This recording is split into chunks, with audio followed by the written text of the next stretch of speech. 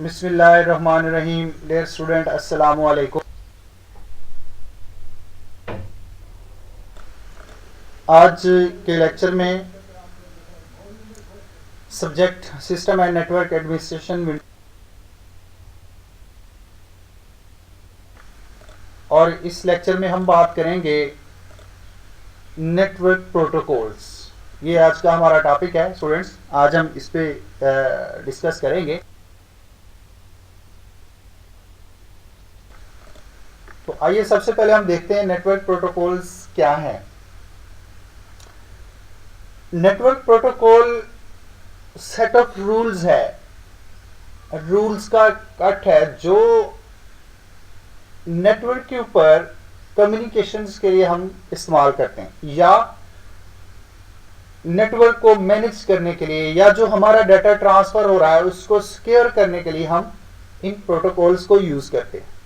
यानी नेटवर्क पे जो डिफरेंट डिवाइसेस आपस में कम्युनिकेशन कर रही हैं उनके दरमियान कम्युनिकेशन, नेटवर्क को मैनेज करने और डाटा की सिक्योरिटी के लिए हम नेटवर्क प्रोटोकॉल्स को यूज करते हैं, और ये हमारे सेट ऑफ रूल्स है।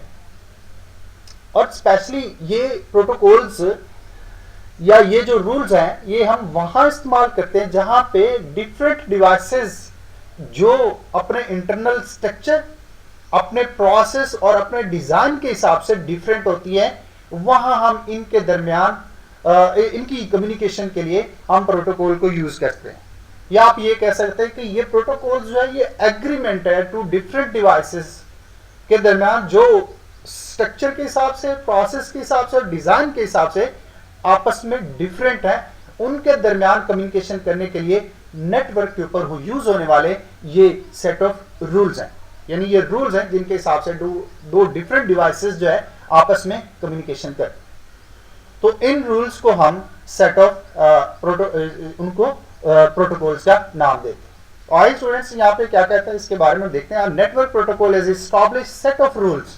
एस्टैब्लिश्ड सेट ऑफ रूल्स यानी ये पहले से मैनेज होता है, पहले से प्री डिफाइंड होता है, पहले से मौजूद होता है, जिसके ऊपर जिसको फॉलो करना पड़ता है। That determine how data is transmitted between different devices the same network. एक नेटवर्क के ऊपर मुख्तलिफ डिवाइसेस जो आपस में कनेक्टेड हैं उन्होंने कैसे कम्युनिकेशन करनी है, इस चीज को पॉसिबल करने के लिए ये सेट ऑफ रूल्स इस्तेमाल किए जाते हैं। Specially it allows connected devices to communicate with each other regardless of any difference in their internal process, structure and design। वही बात आ गई कि ये वहां पे इस्तेमाल होते हैं जहां पे दो डिवाइसेस आपस में प्रोसेस के हिसाब से, स्ट्रक्चर के हिसाब से और डिजाइन के हिसाब से आपस में डिफरेंट है, वहां पे इसको इस्तेमाल किया जाता है। और ये लोग जो है आपस में जब कम्युनिकेशन करते हैं ऑल ओवर द वर्ल्ड, हम जब देखें पूरे सिनारियो को, तो जब लोग आपस में कम्युनिकेशन करते हैं तो ये प्रोटोकॉल्स ही होते हैं जो उनकी कम्युनिकेशन को पॉसिबल करते हैं। तो this is network protocol.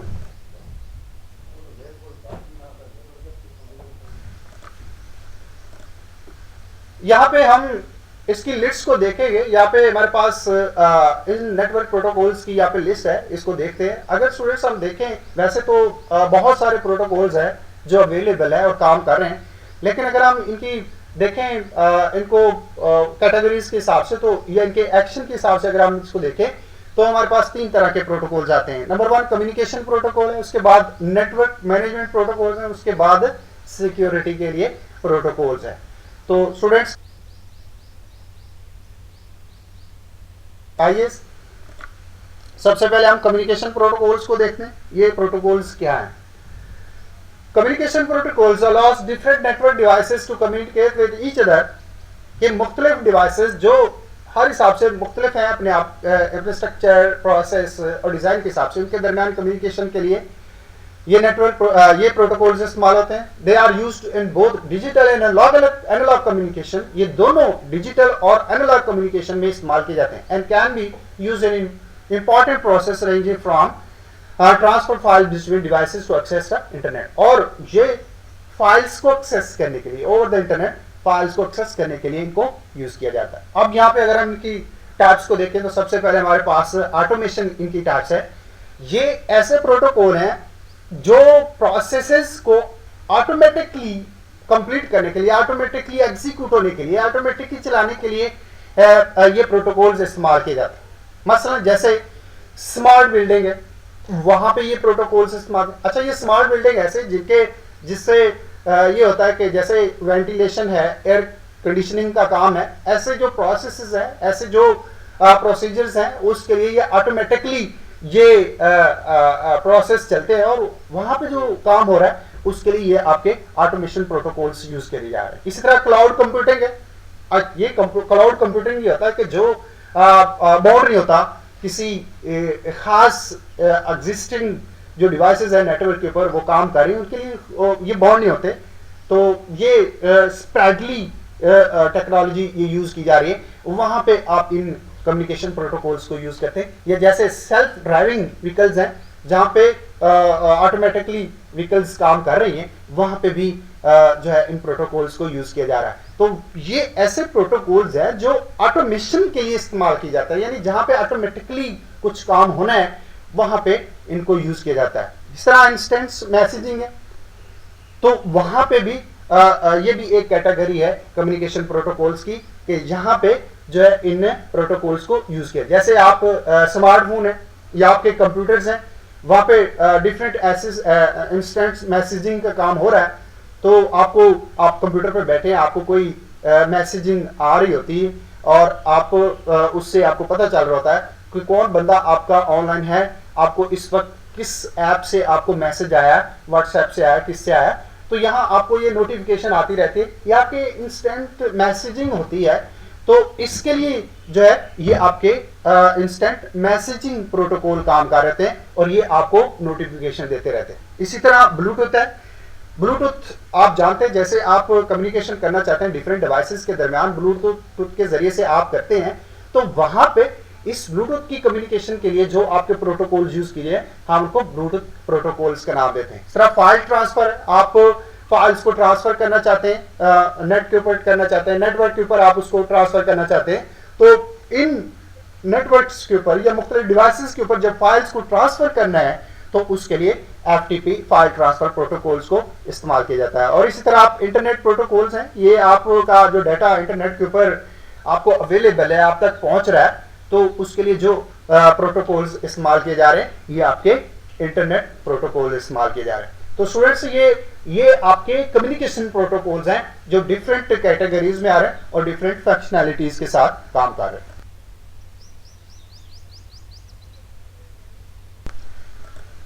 Next students हमारे पास नेटवर्क मैनेजमेंट प्रोटोकॉल्स हैं। जैसे नेटवर्क के ऊपर डिफरेंट डिवाइसेस काम कर रहे होते हैं, डिफरेंट सर्वर्स काम कर रहे होते हैं, कंप्यूटर्स काम कर रहे होते हैं, हम उनको आपस में कम्युनिकेशन उनको मैनेज करने के लिए ये आपके नेटवर्क प्रोटोकॉल्स काम कर रहे हैं।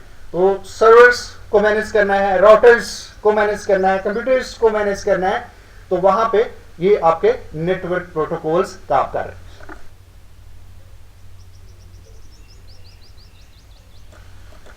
नेक्स्ट हमारे पास सिक्योरिटी है। स्टूडेंट्स यहाँ सिक्योरिटी के हिसाब से भी प्रोटोकॉल्स हैं जो काम करते हैं। आपका डाटा जब नेटवर्क के ऊपर आता है तो उसको सिक्योर करना बहुत जरूरी है। अब अगर डाटा को सिक्योर नहीं किया जाएगा तो डिफरेंट अनऑथराइज्ड पर्सनैलिटीज के पास डाटा जा सकता है, अनऑथराइज्ड यूजर के पास डाटा जा सकता है, तो इसलिए डाटा को सिक्योर करना नेटवर्क के ऊपर ये एक इंपॉर्टेंट है। तो उसके लिए सिक्योरिटी है, सिक्योरिटी को मैनेज करने के लिए प्रोटोकॉल्स काम कर रहे हैं। तो सबसे पहले हमारे पास इनक्रप्शन है। Encryption protocols protect data and secure area by requiring user to input a secret key और password in order to access that information. Encryption ऐसा मेथड है जिसके जरिए से यूजर को एक सीक्रेट की दी जाती है या पासवर्ड दिया जाता है कि अगर वो डाटा को एक्सेस करना चाहता है तो वो ये पासवर्ड इंटर करे या ये सीक्रेट की इंटर करे तो उसको ये इंफॉर्मेशन अवेलेबल होगी। जब तक ये सीक्रेट की या पासवर्ड नहीं दिया जाएगा तब तक डाटा इंफॉर्मेशन जो होगी वो यूजर के पास अवेलेबल नहीं होगी। तो इसके लिए इनक्रप्शन का मेथड यूज किया जाता है। इसी तरह एंटिटी ऑथेंटिकेशन है। Entity authentication protocols create a system that require different devices और users on the network to verify their entity before accessing secure areas. अब यहां जब भी किसी चीज को कोई यूजर एक्सेस करता है तो उसको अपनी आइडेंटिफिकेशन करनी पड़ती है, उसकी आइडेंटिफिकेशन को उसको वेरीफाई करना पड़ता है कि ये वैलिड यूजर है या ये ऑथराइज्ड यूजर है, उसकी वेरिफिकेशन होती है। तो इस वेरिफिकेशन के लिए जो प्रोटोकॉल काम कर रहे हैं उसको हम एंटिटी ऑथेंटिकेशन प्रोटोकॉल्स का नाम देते हैं, यानी यूजर्स को वेरीफाई कर रहे हैं। तो आफ्टर वेरिफिकेशन उसको जो है जो इंफॉर्मेशन या डाटा है वो उसको अवेलेबल होता है। इस तरह ट्रांसपोर्टेशन है, transportation security protocol product data while it is transported from one network to another. जब एक नेटवर्क से दूसरे नेटवर्क के ऊपर डाटा ट्रांसफर किया जाता है तो वहां पे आपके ये ट्रांसपोर्टेशन प्रोटोकॉल काम कर रहे हैं, यानी आपके डाटा को सिक्योर एक सेगमेंट से दूसरे सेगमेंट की तरफ ट्रांसफर कर दिया जाता है।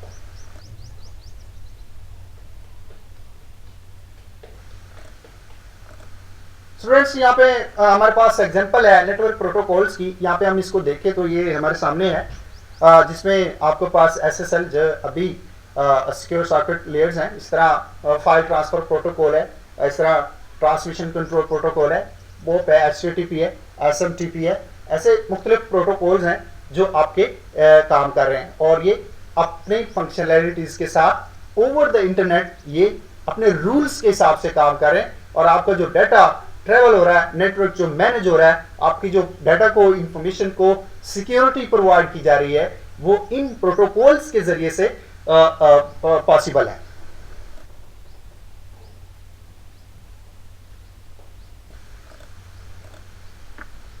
स्टूडेंट्स यहाँ पे हम एक दो प्रोटोकॉल्स की बात कर लेते हैं। यहाँ सबसे पहले हमारे पास हाइपरटेक्स्ट ट्रांसफर प्रोटोकॉल है। तो ये प्रोटोकॉल जो है ये जो डिफरेंट वेब सर्वर्स है, ब्राउजर्स है, तो उनको जो कमांड्स आती हैं, जो कमांड्स काम कर रही हैं उनको रिस्पॉन्स करने के लिए ये आपके हाइपरटेक्स्ट ट्रांसफर प्रोटोकॉल काम कर रहे हैं। मतलब कि ये प्रोटोकॉल जो है किसी भी लिंक के जरिए से कहीं से भी कोई कमांड आती है तो उसके अगेंस्ट जो है वो डाटा ट्रांसफर होना है और किस तरीके से डाटा ट्रांसफर होना है ये मेथड जो है ये प्रोटोकॉल्स डिफाइन करते हैं। This internet protocols defines how data is transmitted over the internet and determine how web servers and browsers को should respond to the command. अगेन वही बात आ गई कि ये आपके डाटा जो है नेट के ऊपर कैसे ट्रैवल होना है और आपके सर्वर्स या ब्राउजर्स की से जो कमांड्स आ रही हैं, ये सर्वर की तरफ जो कमांड्स आ रही हैं उनको कैसे रिस्पॉन्ड करना है, उसके लिए ये आपके हाइपरटेक्स्ट ट्रांसफर प्रोटोकॉल्स यूज हो रहे हैं। इसी तरह सिक्योर सॉकेट शेल्स हैं। This protocol provides secure access to the computer even if it is on an unsecured network. यानी आप कंप्यूटर जो है आप किसी इंफॉर्मेशन को एक्सेस करना चाहते हैं तो उस इंफॉर्मेशन को सिक्योर एक्सेस जो है वो आपको प्रोवाइड करता है।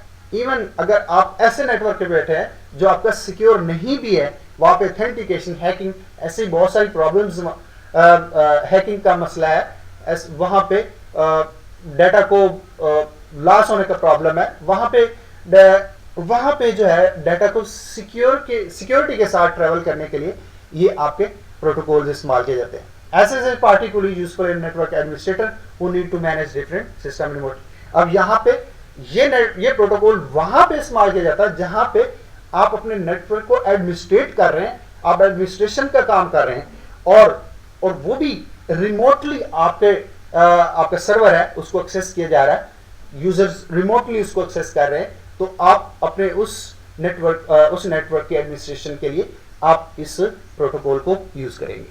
तो स्टूडेंट्स यहाँ पे दो प्रोटोकॉल्स की हमने बात की। इस तरह बहुत सारे प्रोटोकॉल्स हैं जो आपके काम कर रहे हैं।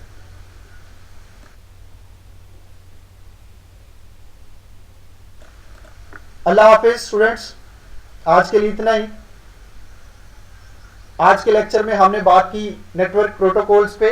तो इसमें हमने डिफरेंट नेटवर्क प्रोटोकॉल्स को देखा, उनकी डेफिनेशंस को देखा, उनमें उनके डिफरेंट कैटेगरीज पे बात की। तो इससे रिलेटेड कोई क्वेश्चन हो तो आप मुझसे ज़रूर कॉन्टेक्ट करें। तब तक के लिए अल्लाह हाफिज़।